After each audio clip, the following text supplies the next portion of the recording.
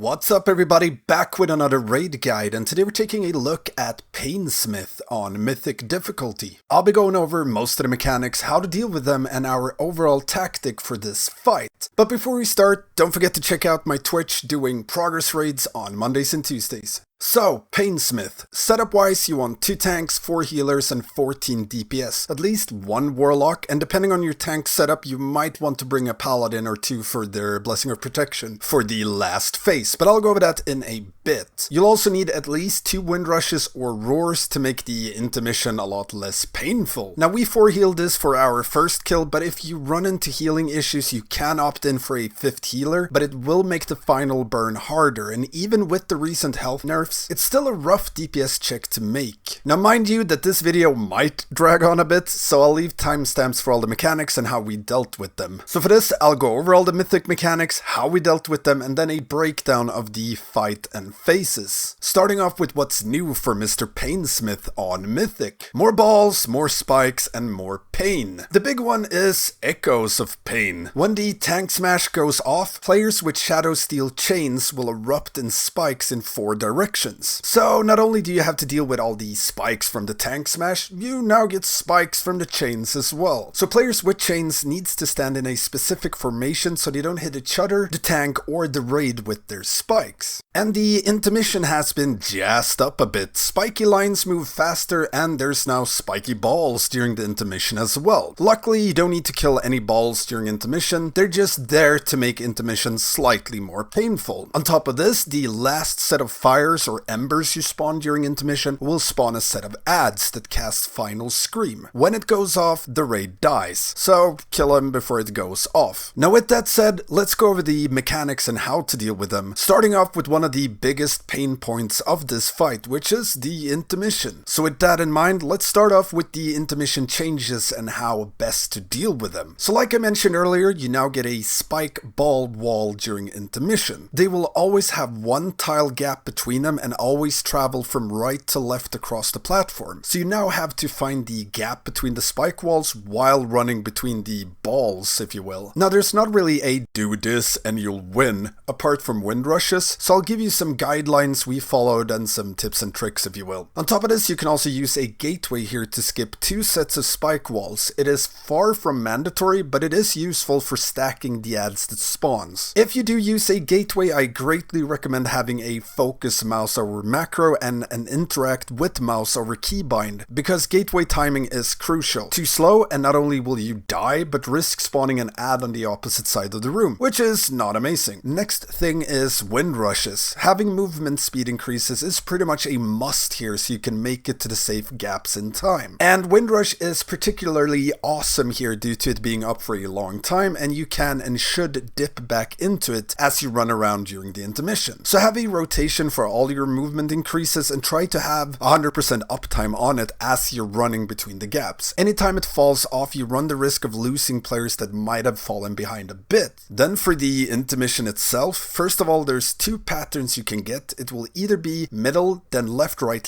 or middle, right, right. Following that is always middle, then either left or right, then your gateway. And for the most important part of the intermission, take a deep breath and chill. Most deaths here is due to players stressing, trying to make it around a spiked ball, moving half a sec too early before fire hits the ground, trying to make it around a spiked wall corner, if you will, instead of backtracking a bit, etc. Players rush and they die. Pre-plan your movements and live. For this, we marked 1 player that we tried to follow, and we had 1 player call out which side the safe gap was on. Go middle, go left, go right, etc. Which makes a world of difference as everyone else can just 100% focus on their character rather than where it's safe. As for the movement itself, try to always move as a group with the marked player. If fire is about to spawn right before you reach a safe gap, make sure you're in line with the safe gap but 1 or 2 tiles down, and you just wait for fire before you start running through it. Always dodge these spike balls towards the entrance, always go down below them rather than above above them, if you will. This gives you more leeway for these spike walls, and while you're doing it, you can also dip into a wind rush if it's up to keep refreshing its buff. Always move within tiles in straight lines when you're getting into the safe gaps. Cutting corners usually leads to death here. Avoid using movement abilities like blink unless you really have to, and never run far ahead of the group as you risk spawning fire in front of the rest, which again is not great. Now after the 7th spike wall, you want to backtrack towards the gateway, which is 3 tiles up the center line. Wait for fire number 8 to spawn and hit the ground, then you click the gateway. If you click it before they land, you run a risk of gatewaying through the fire and dying to that. So yeah, wait for fire to land,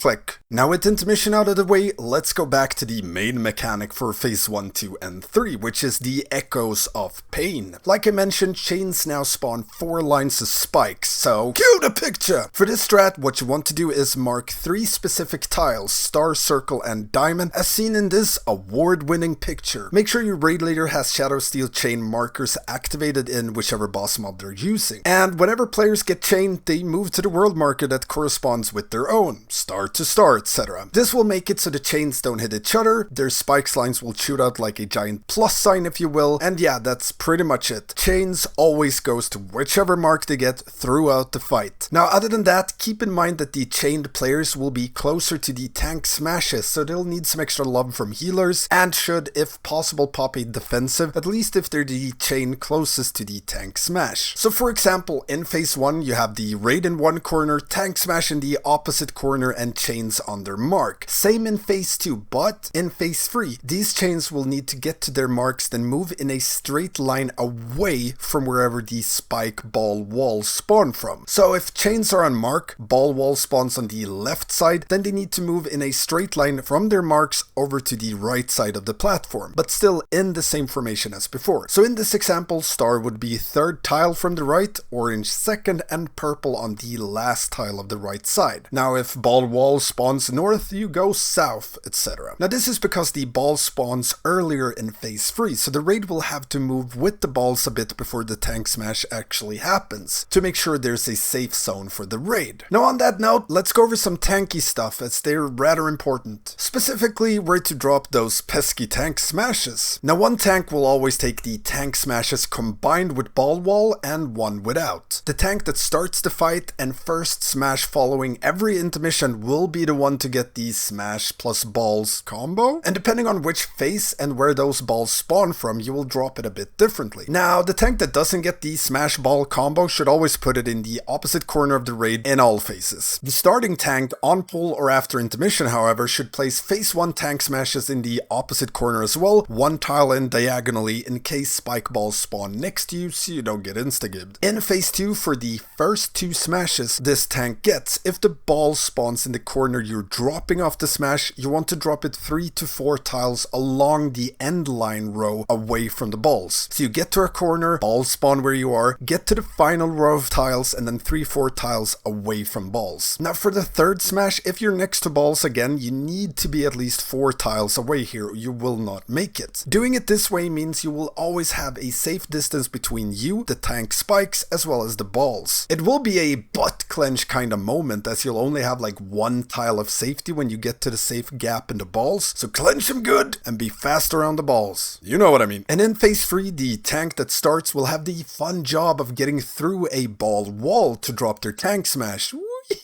So paladins, for example, would bubble or bop their way through, demon hunters can jump around the balls, but if your class doesn't have a good way to get through them, you have to either use bop on that tank, or to use cooldowns to survive getting hit by the balls, and to avoid getting stunned, you can use things like Potion of Unhindering Passing or a PvP trinket. Now for the actual smash location, wherever the balls spawn, you need to go through them and opposite of the raid, wherever the balls spawn. Then you can drop it like 1 tile in diagonally, but the important part is to be in the corner behind the ball wall opposite of where the raid is. And like I said, worst case, you can CD through the balls, so you get into a position where you want to drop the smash and just let the balls wash over you. Mind you that it deals a ton of damage, you will get stunned for 8 seconds unless you use Unhindering Passing or PvP trinket, but I've seen plenty of guilds use this when they couldn't get through by other means. Now with that out of the way, let's break down the fight a bit. In phase 1 we used all cooldowns on pull except Combat Pot and Bloodlust. Boss in one corner, chains on their marks, and tank smash in the opposite corner. Move boss and raid to the balls on the final row of tiles in line of where you're standing. All DPS should swap to the last ball on the row. Big prio DPS here. The faster it dies, the easier everything gets. As soon as the ball is dead, raid and boss move through ASAP so chains can follow. Players with chains that can blink across the balls should. Make sure to blink down in line with your world markers so you don't bump into other chain players. Otherwise, wait behind the raid and go through the safe gap last. Traps should always be placed along the final row of tiles wherever boss is, and you can either assign a DPS for this or use tanks for it. We use tanks for it, but there's a lot going on in this fight, especially for tanks, so it might be wiser to put a DPS on it or something. And we pop these traps as soon as possible back to back during cooldowns. We actually held DPS a little bit here just to allow some healing CDs to get back. So we stopped around the 72% mark and pushed to 70% around the 130 mark, give or take a few seconds. As soon as the boss hits 70%, move towards the back of the room and deal with the intermission as explained earlier. If you use gateway to skip the last two spike walls, make sure that you click gateway, then stand still until the last fires have spawned, then you move out to avoid getting hit by it. This makes them very stacked and a lot easier to burn down. Now, just like the start of phase 1, you want to use all DPS cooldowns here to burn down the small adds that spawn and cleave down the boss on the adds when he lands. We held 3-minute and 4-minute cooldowns when they came back up to make sure they were available for phase 3, which is the big burn if you will here. Now let's hop back to phase 2. You now have the added spikes rippling out from the tank smash that everyone in the raid will have to dodge. I recommend a weakauras for this that I will link in the description, which is just a reminder that tank spikes are incoming. If possible, don't wait and cross at the very last second possible. Just keep an eye on the spikes. When they hit the row next to you, move over. As long as you know they're coming and you keep an eye on them, it's pretty easy to dodge. Apart from that, spike wall spawns a few seconds earlier in phase 2, which means if they spawn on the opposite side of the raid, you want to wait for the tank smash to hit before running to them. Nuke ball on the final row, move through, then dodge tank spikes. Place traps behind boss on the final row, and you need to break at least 3 of them fast, and then the spike wall can break the last one. But if possible, always try to break all of them before the spike wall to make sure the cooldowns are still running as the last one breaks. Now for the chained players, if you can blink through the balls, either do it instantly and then dodge tank spikes, or try to blink so that you can skip both the balls and the tank spike row. Just make sure you don't blink in and boop the tank away or someone else. Communication. Other than that, avoid pushing just as a ball wall spawns. One will break and there will be a free gap, but it's just asking for someone being a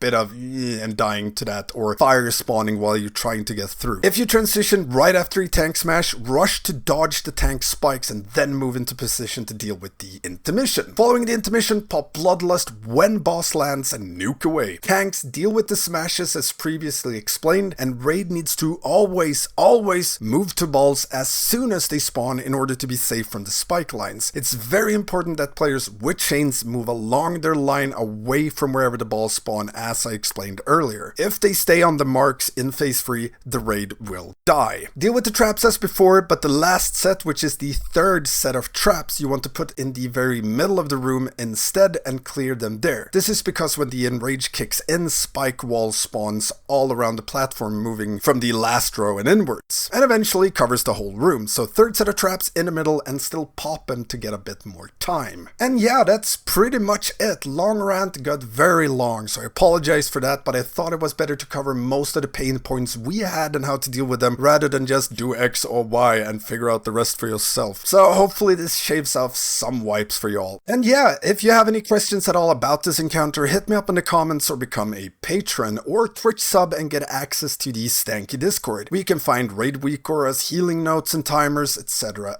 as well as a ton of awesome people that can help you out with anything raiding related. Now don't forget the usual stuff, like, comment, subscribe, and ring that notification bell. And like I said, I'm also streaming all of our progression on Twitch, so make sure to check that out on Mondays and Tuesdays. Thank you all for watching, and I will see you next time.